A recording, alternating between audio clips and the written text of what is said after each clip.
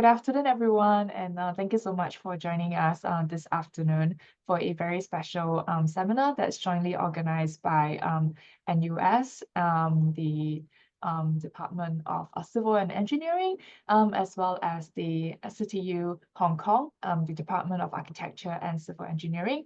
So my name is Amy, and I'm a faculty member with CityUHK. And with me online, I have my colleague here, Iris, who's our co-organizer from NUS. And today we are very delighted to bring you this joint seminar series on sustainable approaches to water and organic resources circularity. And this is actually part of an ongoing series that we have between the two departments to facilitate an understanding of what is happening here in our department and in Hong Kong, as well as what's happening over at NUS and in Singapore. And in the last series, we had a very successful sharing on the topic of waste-derived resilience and sustainable development in smart city by our colleagues, from both departments who are working in this area. So for this series, we are focusing on the theme of sustainability and environment, and we will have this series ongoing for other themes as well. So thank you so much for everyone's support, and we also look forward to your continual support. So for today, we have actually put together four presentations, two from NUS and two from CityUHK. And to kick things off, we will have Professor Iris Ree to give a presentation. So just to give everyone a little bit background about Iris, she's an assistant professor at NUS Civil and Environmental Engineering and a principal investigator over there as well at the NUS Environmental Research Institute, or NURI. She specializes in microwave-assisted thermochemical processes and heterogeneous catalysis. So Iris, she obtained her PhD from Hong Kong Polytechnic University, PolyU, in 2018, and that was also where I met her as well, and we were colleagues there. Before joining NUS, she was a research assistant professor at PolyU and a Humboldt Fellow at the Technical University of Munich, Germany. And she actively contributes to the scientific community, serving as a fellow of the Royal Society of Chemistry and editor advisory board member for scientific journals. She has also received many accolades, including the L'Oreal UNESCO for Women in Science at Singapore back in 2024, as well as the MIT Technology Review Innovator Under 35 for the Asia Pac 2023. She's also a highly cited researcher, cross-field and interdisciplinary subjects by Clarivat in 2022 and 2023. So we're all very excited to hear about what she has to share with us. So over to you, Iris. Thank you. Thank you so much, Amy, for a very kind introduction. So today we are going to talk about bioresource and water circularity. And I will start off with just like walking through what I'm interested in currently. And as you see from my title, we are interested in the use of microwaves in biorefinery. And I hope towards the end of my sharing, you will more or less have some understanding about application of microwaves other than warming our food. So it can do a lot of other amazing things. So we are looking at biorefinery. So we know that traditional refinery is to deal with oil, like crude oil, petroleum. So for biorefinery, we try to look at biomass, especially the waste one, like the agricultural waste and the wood waste, etc. So basically, we try to recover something useful from this waste, right? And if you look at the principle, it's actually pretty straightforward. So in biomass, we know that there is cellulose, starch, hemicellulose, lignin. So these are the macromolecules. What we are trying to do is to break down this macromolecule and release the simple and to release some simple compounds like sugars, like glucose. But that's not yet the end. We still have to do some upgrading. So we need to change the structure of these molecules and to turn it into a structure that is suitable for example, as a fuel energy or as solvents, pharmaceuticals, and even precursors of some bio-based polymers. So this is the whole idea. You can actually do chemical methods or using biological processing, which is okay. No matter which way you choose, there is, I mean, everything comes at a cost, right? So from here, something as complex as this, and to convert it into something simple or pure chemicals or new products, energy has to be invested. So I think the question is about how we can minimize the energy input into these biorefinery systems. So that's why we have our eyes on microwaves. We know it pretty well from our like daily basis. And so if you look at the principle of microwaves, it is the target subjects to be heated. It should be able to directly absorb microwave energy and then convert it into heat, into thermal energy. And compared to conventional heating, you have to heat up the external first, and then the heat will transfer from the outside through the reactor wall and then reach the core. So that's how conventional heating works, right? So you can imagine that there could be some energy loss to the surrounding in this case. So that's why normally we see a faster heating under microwaves, because the subject can directly absorb the energy and do the conversion, convert it to heat, right? And more in conventional heating, there could be some lag phase. But things don't just work out that perfectly. Otherwise, we don't have to do any research on that. So the problem with applying microwaves on biomass is that if you look at the components of biomass, which is the cellulose, hemicellulose, lignin, these things are actually not very good at absorbing microwaves. So there are three possible outcomes when microwaves strike on materials. So it can pass through the materials and then nothing happens, or it can be reflected by the materials if it is a very smooth surface. The third outcome is the one that we want. So we want the microwaves to be absorbed by the materials as much as possible and then converted into heat in order to like power the reactions that we want afterwards. So unfortunately, for biomass, if you look at the basic polymer components, they are not very good in doing that.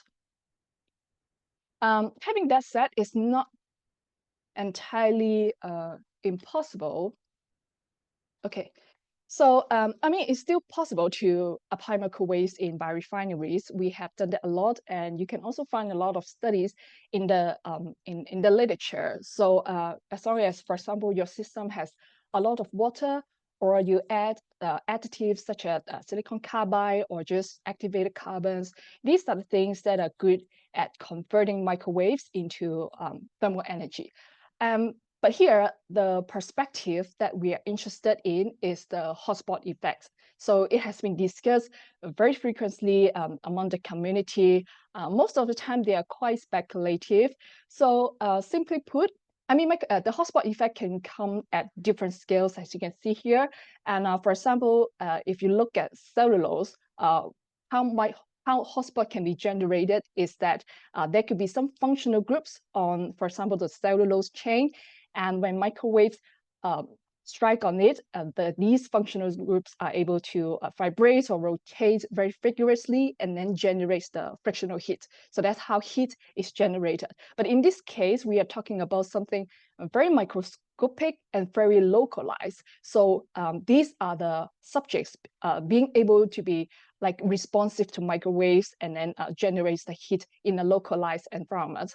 So we are very curious about this hotspot effect. And in particular, we are looking at the conditions that could favor the creation of hotspots. So for example, we started with some simple systems. For example, here is starch hydrolysis. So we just mix starch and water together and then microwave it. And at the end, we can have glucose. So this is starch hydrolysis in just water.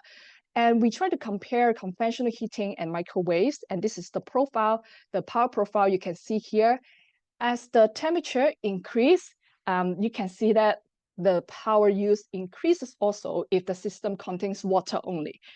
This is because water itself at high temperature, which means it's hot water. So hot water itself is not very good at absorbing microwaves. So the instruments will increase the power in order to catch up with the set temperature.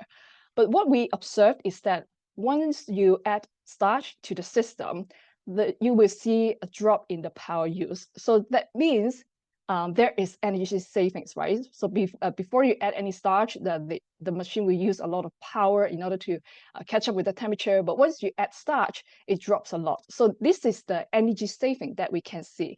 That also implies some interactions between the mixture, the starch water mixture, and microwaves. Otherwise, it will not generate heat, right? And so this is a hint of there could be some interactions between starch and microwaves. So what we speculate is that because this is a high temperature zone, right? And in that case, the mixture of starch and water could form a gel-like substance. So there could be some temperature dependent interactions between microwave and that starch gel mixture. So some water is trapped in there, and they could better produce the frictional heats in that case. And another possibility is that the starch may become even more amorphous at high temperature. So these functional groups, they're able to rotate and vibrate even more vigorously and generates the heat there. So yeah, because at high temperature, they could probably have a higher degree of freedom. So they are able to move more vigorously. So in the case before, what we observed is that for starch hydrolysis, like in water only without any additives, and the microwave system can achieve an energy saving of about 50%. And if you add if you add sodium chloride, which is basically salt, into the system, it can further increase the energy saving by up to 70%. And this is because of the improved conductivity.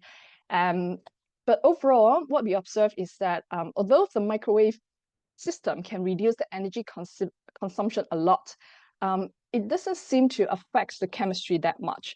This is the figure of a product profile. As you can see here, comparing conventional heating and microwaves, you don't see much difference. So basically, they can give you the same products. But it, as I said, it only applies in this system. And what we are trying to do is to try to study more systems and see if microwaves can make a difference even in the chemistry.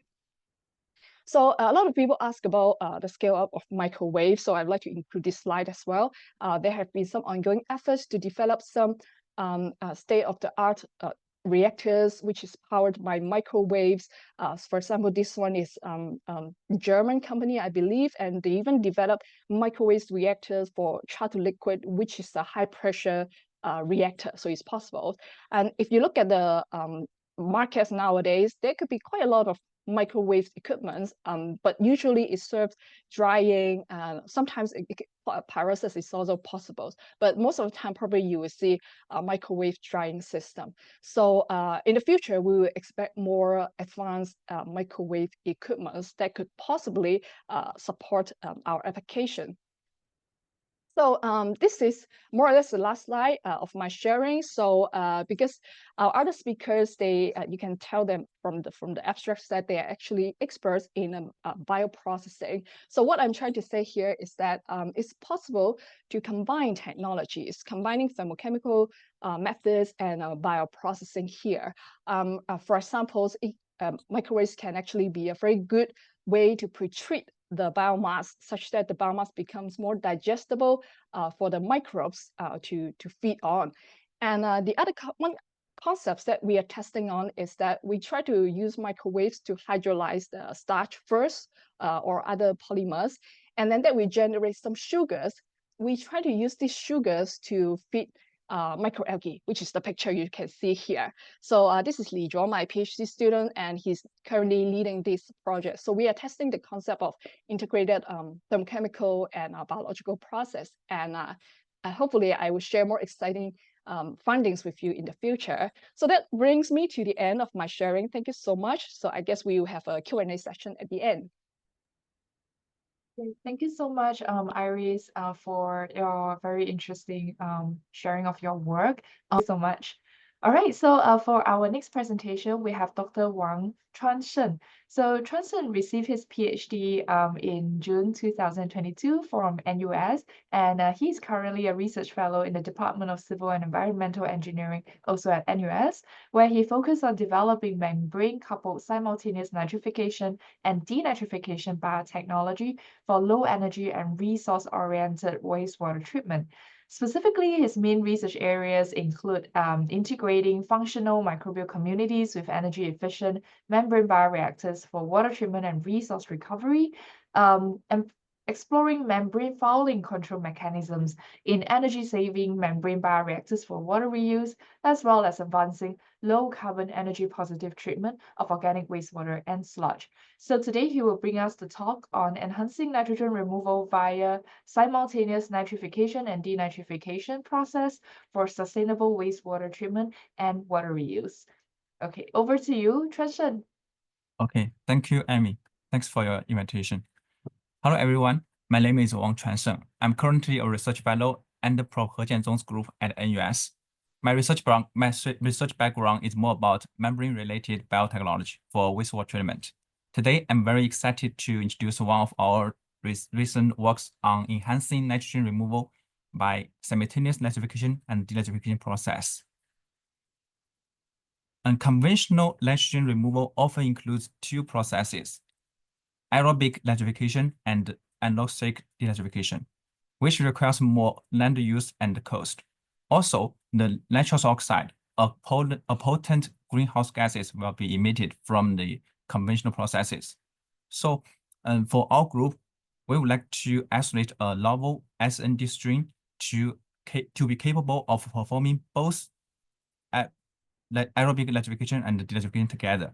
So we call it simultaneous nitrification and denitrification SND process.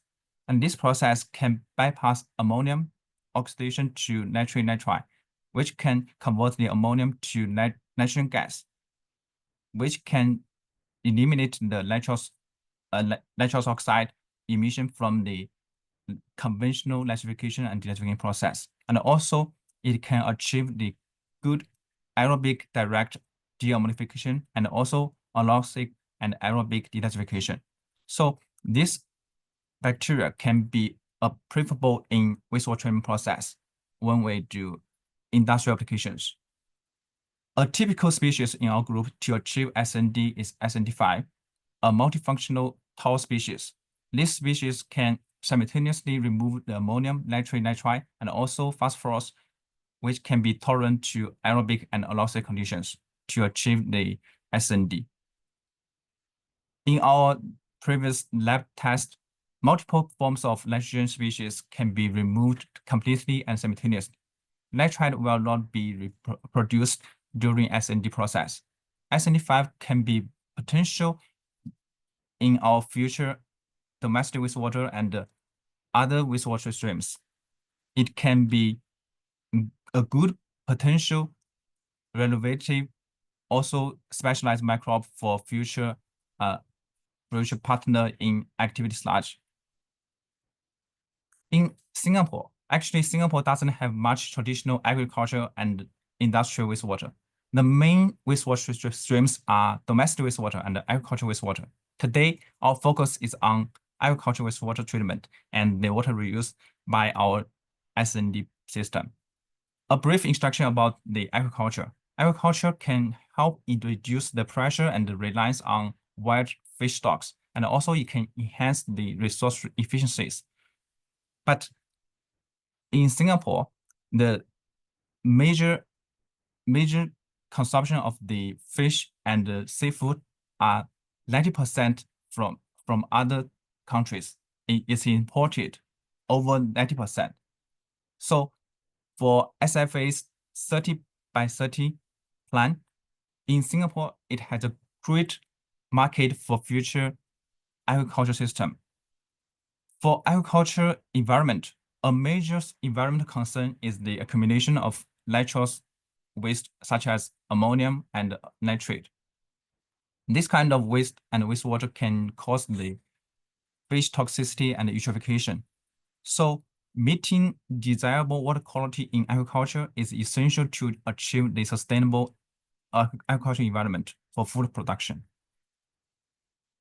By our culturing of SND5 in real wastewater, we constructed a SND5 dominated consortia in our lab-scale reactors, and then upscale to 15-liter reactors for treating the real agricultural IS wastewater. Then we moved the reactors on site for demonstration. Intermittent aeration and fully continuous aeration were employed to simulate the real conditions. Because in real conditions of the agricultural system, the DO is quite high, over 2 to 4. So we have the real wastewater to try SND demonstration. During on-site test, the IS wastewater from a local fish farm with slightly higher DO around 4 to 5. Our SND amended reactors have better performance, about 90% removal for the phase 2, about the same ratio over 7. And after carbon source reduced, for the control one, the system almost collapsed. And for our system, when we add the carbon source back about over 7, the performance, the removal efficiency can be recovered over 80% for nitrogen removal. How about different nitrogen species? Our SND amended reactors for the different conditions R1, R2 exhibited over 80% lower ammonium and nitrate in the effluent compared to the control. So it means we can achieve the good nitrate, ammonium removal in different kinds of wastewater streams. For further demonstration in varying agricultural environments, we have successfully developed a reliable dry powder from our SND stream. Also, for faster inoculation in our local fish farm, we did a liquid solution culture and also SND biochips for commercial use. And then we use the SND biochips in a local fish farm aerobic deacidification tank.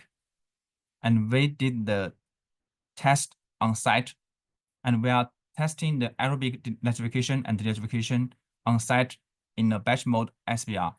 Here is the practical views.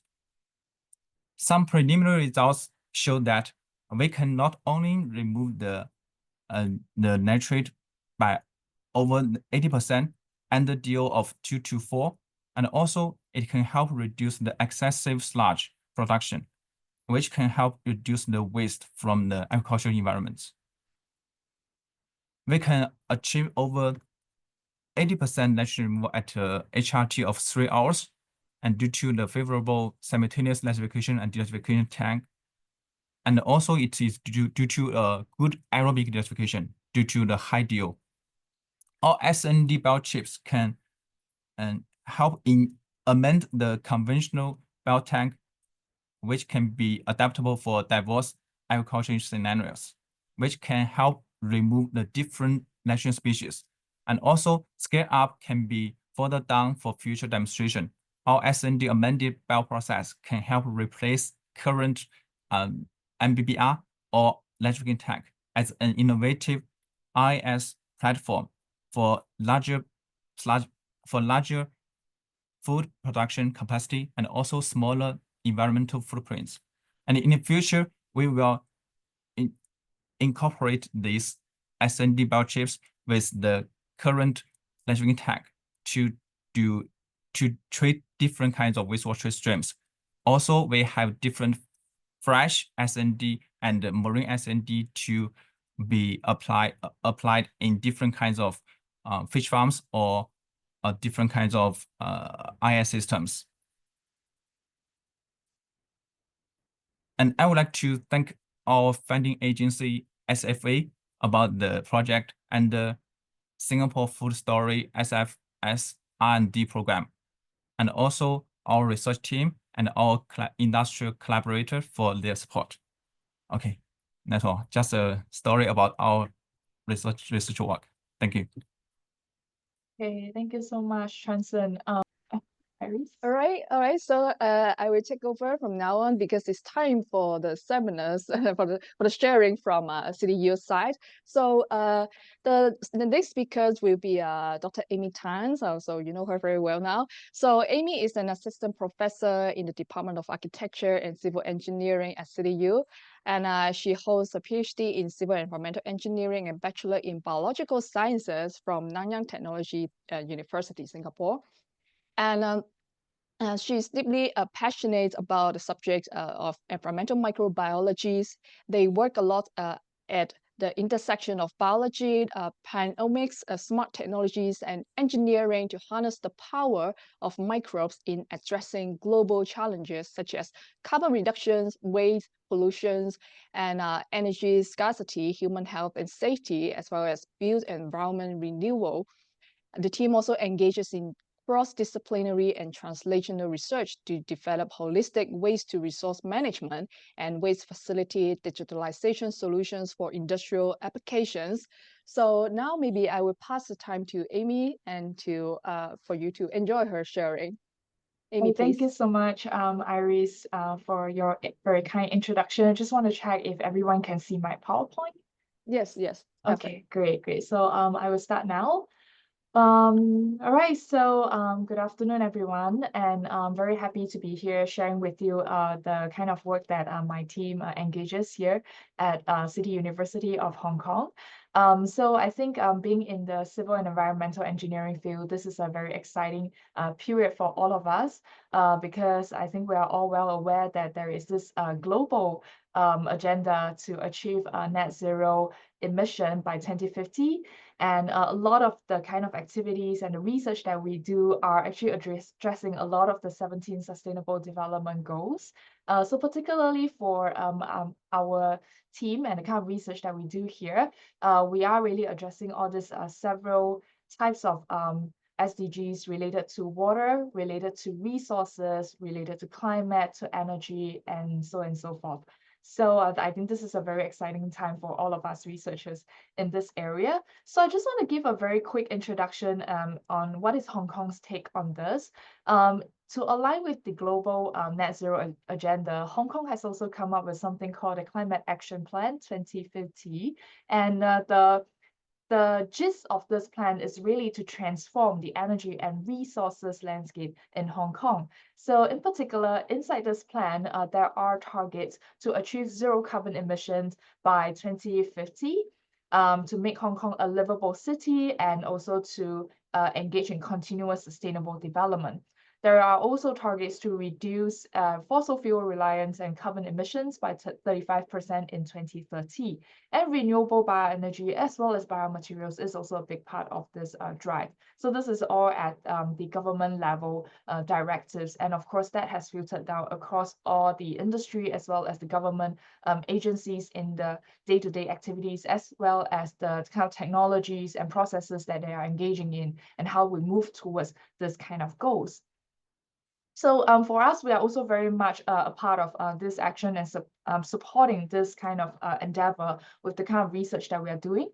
So my team here, we are working in the area of environmental bioprocesses and engineering, specifically focusing on organic waste to energy and resource. So the kind of work that we do here ranges from the upstream laboratory and scientific work, but all the way to the research translation, as well as downstream on pilot scale studies on sewage, waste organics, and toxic and off-gas experimentation, in terms of developing technologies that can be implementable in our organic waste facilities, as well as waste to energy facilities. So just an overview of our research area. We work on sewage treatment, looking at pollutants removal, bioenergy production, as well as nutrient cycling. We also have collaboration with some of our colleagues over here in developing some digital twin platform for toxic gas monitoring. We also look at toxic aromatics compound, how we treat those and upgrade those to bioresources like bioplastics.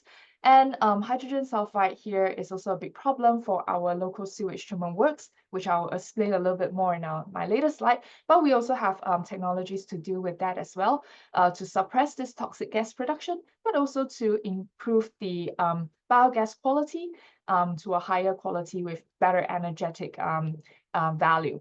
So our approach is based on actually ecogenomics and bioenergetics. And we have these toolkits of various approaches, including probing the microbes at the molecular level, understanding what is their genes, the gene regulation, the products that they produce in terms of the enzymes, and also coupling with theoretical thermodynamics analysis, as well as machine learning, to have a holistic understanding, or rather to mine as much data as we could from the DNA sequences and meta-omics sequences in general. And we use that knowledge to gain an insights on the microbiology of within our bioreactors and within our environment, by identifying who these key players are, what are their reaction kinetics for specific reactions of interest, and even thermodynamics, and then to try to, as far as possible, characterize their functional role within this bioreactor system and engineered system, as well as the role with other groups of microorganisms, so that we can understand the bioprocesses at the very fundamental level, but at the same time, we can try to gain insights into how we can optimize this process or even create new processes. So we really work at the intersection of science, data, and engineering, and we take this combination of these approaches here to address different problems. So a few of the select research topics that are ongoing within my research team includes bioenergy harvesting from sewage sludge. So we are looking into electron-enhanced biomethanation, as well as aeration-enhanced biomethanation. We also delve into the gene regulation network, where we apply a bit of a more fancy tool on using quantum information theory and also modeling to decipher gene regulation network for bioplastic production. And we also work with some colleagues here in our department to develop a digital twin platform for monitoring toxic gas in the environment as part of an emergency trigger as well as response platform. So due to time limitation for today, I'm just going to be focusing a little bit more on the aeration-enhanced biomethylation, which I think could be something more relevant to today's sharing and could be of interest to the general audience. So coming back to the Hong Kong Climate Action Plan, how this topic is actually related to this is because there is a tangible target within this plan to increase the share of renewable energy to 10% by 2035 and ultimately to 15% by 2050. So there is actually this pressure on waste-to-energy facilities, including sewage treatment works and organic recycling facilities, to increase their contribution of renewable energy from the current 1% to 3 to 4% by 2035. And this is by no means an easy number to achieve, because it really involves looking at the processes, thinking about technologies, and investing into R&D to help make this 2 to 3% points happen. So that's where we come in. And just to give audiences in Singapore a kind of background on the situation in Hong Kong in terms of the sewage treatment works, Hong Kong treats about 2.8 million meter cube of sewage per day. And the interesting about Hong Kong is that Hong Kong predominantly uses seawater for toilet flushing. So I understand that in Singapore, I'm Singaporean, and we use fresh water for toilet flushing. But in Hong Kong, it's quite different. In order to save water, they have actually switched to using seawater for toilet flushing for about close to 80% of the Hong Kong population. And this is great on water savings. But the other side of the story is that Hong Kong actually generates a lot of saline sewage, and it also generates saline sludge at about 800 tons per day. And these are predominantly saline. So the problem with saline sludge is that it's going to produce problems downstream when we talk about bioenergy recovery. So the predominant technology for bioenergy harvesting from organics is something called the anaerobic digestion. It's basically a very simple process. We put the waste sludge into a reactor and ensure that there is no oxygen that goes into this reactor. And the microbes in this reactor will be happily chowing down on this complex organics, and they will eventually turn this organics into methane, which is a valuable bioenergy that can give us bioelectricity and even biogas. But the problem when we are dealing with saline sludge is that the very high sulfate content that comes in from seawater will lead to the production of toxic hydrogen sulfide gas. This is because there are microbes within the system that uses sulfate as an electron acceptor. And then as it breaks down all this food, it produces this hydrogen sulfide gas. And if there are no chemical dosing to suppress this hydrogen sulfide gas, then the concentration of the hydrogen sulfide that comes out in the biogas can exceed 10,000 ppmv. And we are talking at more than 1,000 times above the lethal level of exposure to hydrogen sulfide. So this is actually a very, very high and very dangerous number. On top of that, not only hydrogen sulfide is also affecting the microbial activity to produce methane, but there are also some inherent recalcitrant materials within this sludge that will lead to a rate-limiting hydrolysis. So this means that there is a challenge here, but there is an opportunity here as well, because this tells us that the current technology still has potential for improvement, and we can still have that room to increase the bioenergy recovery from waste sludge. So the technology that our team has spent the last several years working on is something called the microaeration anaerobic digestion. And it is this very simple idea of putting in just a little bit of oxygen into the anaerobic digester. And what will happen is that oxygen is going to induce some aerobic activity that will facilitate the breakdown of these organics directly into carbon dioxide. Pretty much like how humans, when we respire, we take in our food, we give out CO2. It's actually the same process. And the good news is that CO2 is just as good a substrate for methane formation. So now we can get the best of both worlds, having both anaerobic and microaerobic at work to harvest as much energy as possible from the complex sludge organics. So the advantage of this microaerobic anaerobic digestion is not only improves hydrolysis, but the oxygen can also help to oxidize the sulfide, so we can also simultaneously achieve hydrogen sulfide suppression. So this is a picture of our lab scale setup that we have here in the lab. So we have this bioreactor that looks like a typical anaerobic digestion reactor, but we also tether it to an aeration supply so that we can have a little bit of air going into the reactor continuously. And what we see from here is that in terms of the pH value, when we have the microaeration being put in, so actually we have the reactors, both the control AD reactors and the microaeration reactors operated in parallel.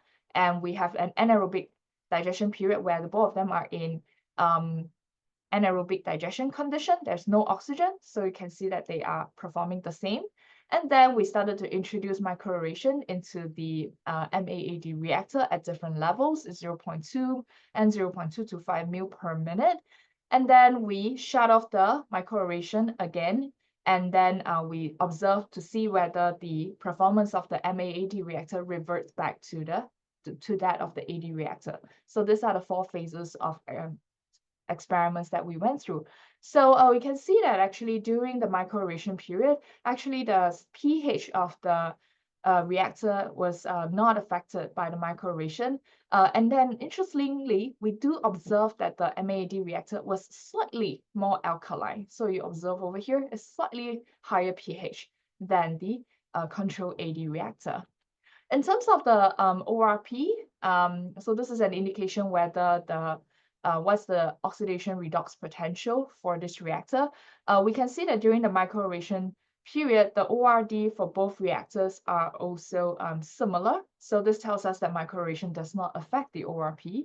And we also look at, for good measure, we look at dissolved oxygen as well.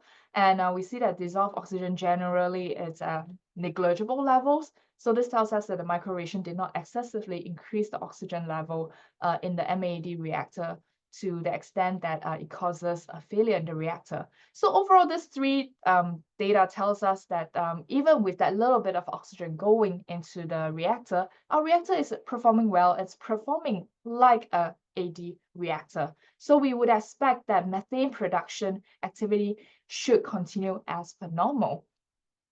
And so more about that later. But immediately what we saw when we put in oxygen was that we started to see that this hydrogen sulfide started to come down, even at 0.2 ml per minute.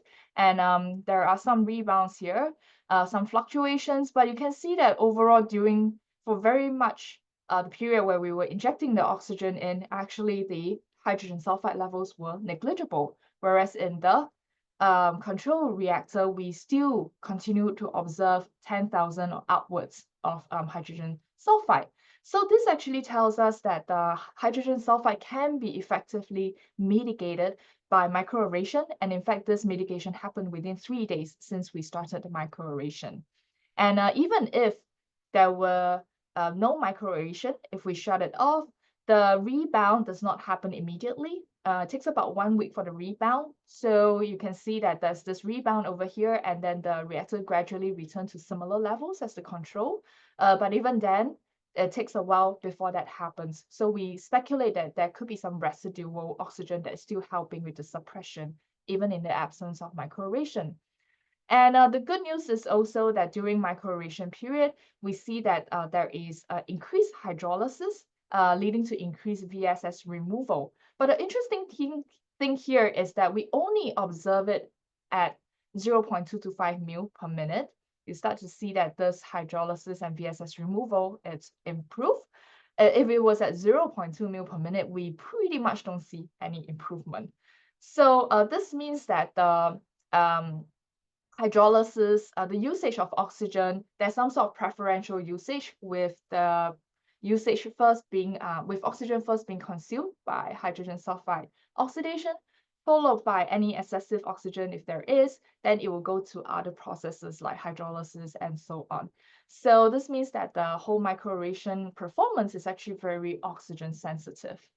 All right, so in line with the VSS increased hydrolysis and VSS removal, we also started to see improved methane production volume at 0.225 ml minute only. We don't see that at the lower microaeration level. So overall, we see that microaeration increases the methane U by about 30 to 50%, and the methane production volume by 30 to 50%, and the methane U by 20% higher than the control. So we were actually able to achieve up to 75% of the theoretical methane U for sewage sludge, which is actually a pretty good number.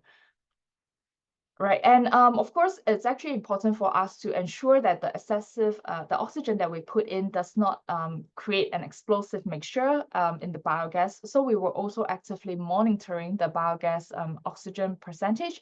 And we see that for the microaeration reactor, the oxygen level hovers at about under 4% plus minus. And overall, this was lower than the limiting oxygen concentration of 12%, which is the concentration that will auto-induce a flammable mixture.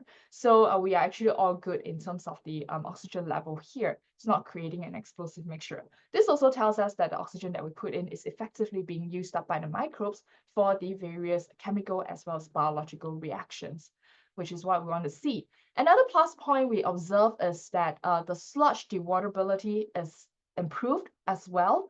So by enhancing the solids destruction, we are also indirectly enhancing the sludge dewatability by 5 to 20% as compared to the control. So this means that there could be potential energy and cost saving from the downstream sludge dewatering, which we think would be very attractive to the municipalities operating sewage treatment works or water reclamation works as well.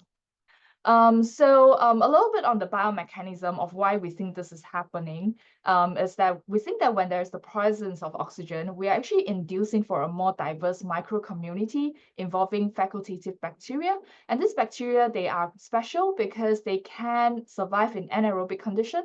But when there's a presence of oxygen, they can also use that to carry out aerobic respiration, converting a lot of the recalcitrant organics and organics in general into CO2. And then that CO2 can still be channeled towards methane formation. So what this means is that under microaeration, we are expecting a larger flux of carbon that's originally trapped as a complex organics to be released, and that can now we can now have a bigger volume of carbon going into methane production, which is why the methane production volume will increase.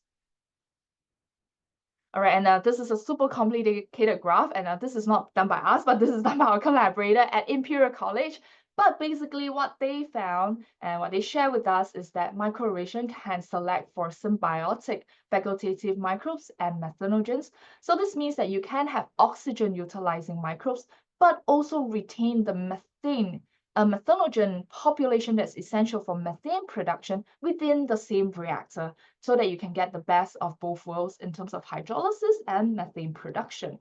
And the microaeration also confers kinetic advantages to these facultative microbes, because instead of using the traditional fermentative pathway for carbon degradation, they can now use the kinetically faster and more favorable aerobic pathway for carbon degradation. So just kind of speed up everything. And on top of that, the facultative microbes, because they love to use oxygen, love to have oxygen, they will take up the oxygen immediately once it's being introduced in the system. So this way, the facultative microbes can confer protection to the obligate anaerobe so that they don't get exposed to the oxygen and then die off from that oxidative stress. And another very interesting finding, but we will probably need more evidence to prove that, is that we see that some traditionally what we thought of as obligate anaerobes, such as methanogens, some of them actually have protective mechanisms against oxidative stress. So this means that they don't necessarily use oxygen, but they have the mechanism to protect against radical oxygen species. So this will confer them some kind of a protection and tolerance to a very microaerobic environment. But this will require further validation. All right, so because of this very promising results, we were also very happy to have the chance to work with our local municipalities, the Drainage Services Department, as well as our international colleagues from Imperial College and University of Hawaii, Manoa, and industrial partner Jacobs Engineering to set up a MAAD pilot plant R&D trial at one of Hong Kong's sewage treatment works. And we will be commencing this trial in December 2025. And the idea is that we really want to show that this the good results that we get at the lab scale can be translated at the pilot scale, and with the intention of developing this into a full-scale setup to be implemented on the existing sewage treatment works. Right, so final slide, I just want to give a big shout out and acknowledgement to my research team. So we have our 3 postdocs here. One of them, Dr. Wang, you will hear from her later, but also our postdocs here and our research assistant here. All of them have been involved in this, heavily involved in this project. So, and also finally, thank you so much to our funding agency, the Drainage Services Department, Environment and Conservation Fund, as well as CityU for the various fundings that have allowed us to continue this work. So with that, thank you very much, and I'll look forward to any questions that the audience may have later on in our discussion.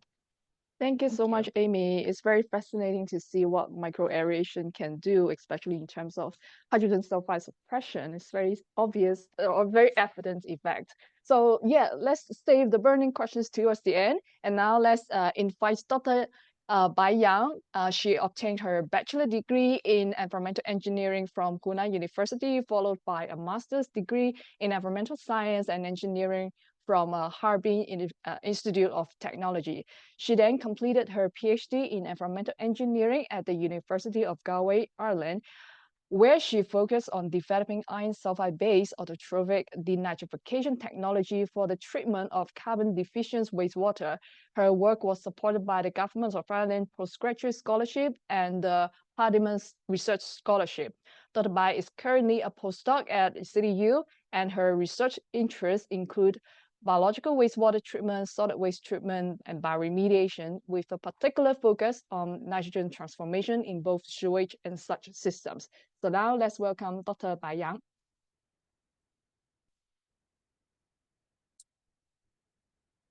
Okay, thank you for your introduction. Hello, everyone. My name is Yang Bai, and I'm currently a postdoc at the ACE of City University of Hong Kong. Today, I'm delighted to have the chance to share my research here in this seminar. Today, my topic is high-rate iron sulfide and sulfur-coated autotrophic denitrification system, nutrient removal performance, and microbial characterization. Since my research work in CityU is still ongoing, so my presentation today will primarily based on my PhD studies at the University of Galway in Ireland. In my presentation today, I will first provide some background information about our topic. Next, I will introduce the objectives that we want to achieve and the methodologies that we employed in the research. After that, I will talk about the main results that we obtained from the study. Finally, I will conclude by summarizing the key takeaways from our study, highlighting the implications from our results and the potential future directions of the research. The removal of nutrients, particularly nitrogen and phosphorus from wastewater, is a long-standing and challenging task for many municipal wastewater treatment plants globally. And modern wastewater treatment plants primarily use activity sludge for nutrient removal. While this method is still effective, it does come with notable drawbacks. For example, the aeration process can be costly, and it does not allow for bioenergy recovery in the wastewater treatment plants. In addition, it will produce a large volume of sludge that requires further treatment. So given these challenges, there is ongoing research into alternative solutions. And the widely adopted biological nitrate removal process in wastewater treatment plants is based on heat trophic denitrification, which can effectively remove nitrates from wastewater. However, in this process, extra organic carbon sources are required for heat trophic denitrifiers. And in this condition, autotrophic denitrification process, which uses inorganic carbon source for autotrophic denitrifiers, seems more promising, especially for low carbon source wastewater, such as municipal wastewater. So based on the electrodonors, the autotrophic denitrification process can be divided into three types: iron compounds-based, hydrogen gas-based, and reduced sulfur-based autotrophic denitrification process. In our study, we tried to investigate the iron sulfides-based autotrophic denitrification process. Iron sulfides are a group of natural minerals, and they are widely distributed in the world, especially in China. There are 4 kinds of iron sulfides that are commonly investigated as an effective electrodonor for autotrophic denitrification process, including pyrite, graphite, pyrrhotite, and mechanowite. They have different structure and have different chemical properties. Actually, before my study, our group has done a lot of work regarding the topic. The biochemical principles can be quite complicated in the system due to the complex biochemistry of iron sulfides. Based on the stoichiometric equations here, you can see that iron and sulfur oxidation copes with nitrate reduction in the denitrification process. Nitrogen gas sulfate and ferric ions are the end products. In addition to nitrogen removal, ferrous ions produced from the ferrous ion oxidation during the denitrification process can form precipitates with phosphorus. So this system can achieve effective phosphorus removal in addition to nitrate removal. It is also a big advantage compared to other denitrification process.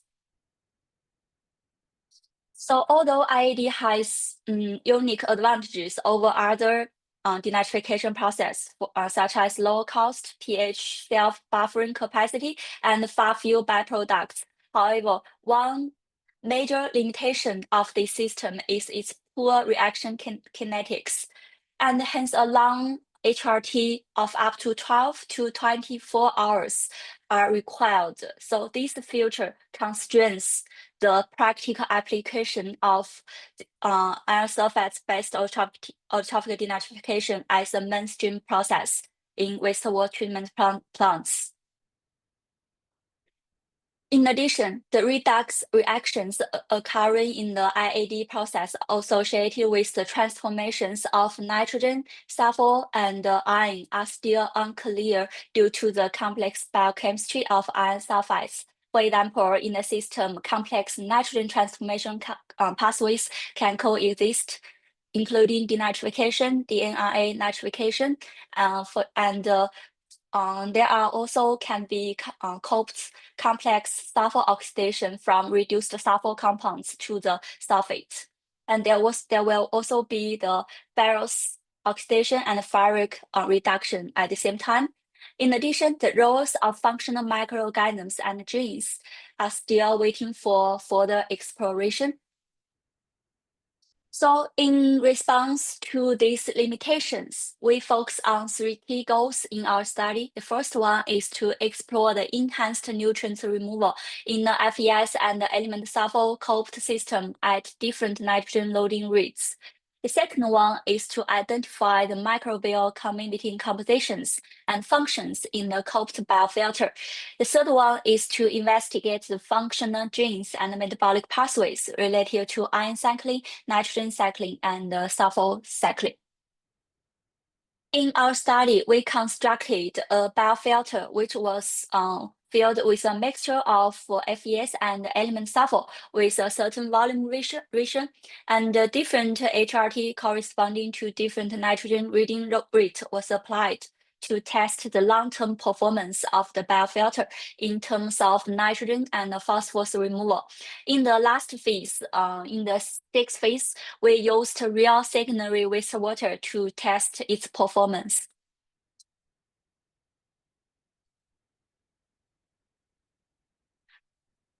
After nearly 10 months operation, we got some promising results. Firstly, we can see from the figure that the constructed ISAD biofilter achieved superior nitrogen removal capacity with the highest nitrogen loading rate of 960 mg per liter per day at very short HRT, only 1 hour, and the total nitrogen removal efficiency exceeds 19%.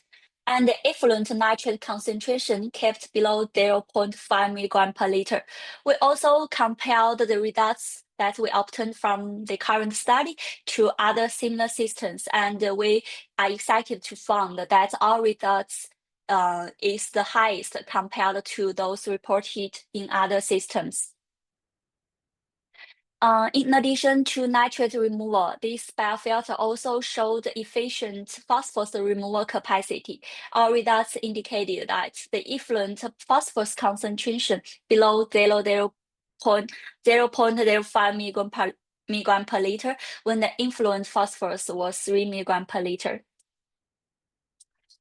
We further investigated the products of iron and sulfur compounds under different conditions in the system. Our results indicated that lower HRT led to the reduced effluent sulfate and total iron concentration. We also found that HRT of 3 hours may be the optimal condition for controlling the sulfate pollution.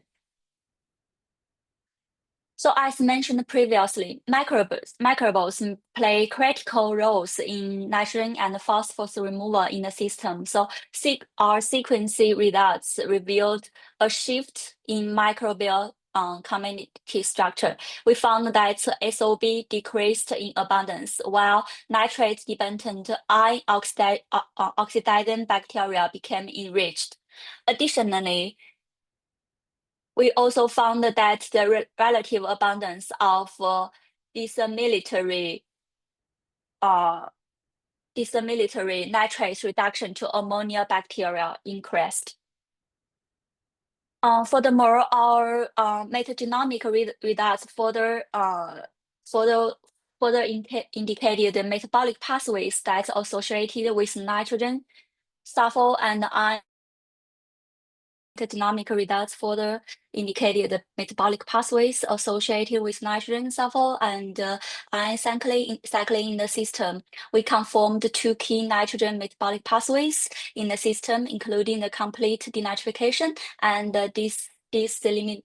desalinatory nitrate reduction to ammonia. Additionally, multiple sulfur metabolic pathways were also found in the system, including sulfur oxidation and sulfate reduction pathways. And notably, we also found that in the ISAD biofilter that we constructed, functional microorganisms formed a highly interconnected cluster within the system, and it suggests a robust synergistic activity.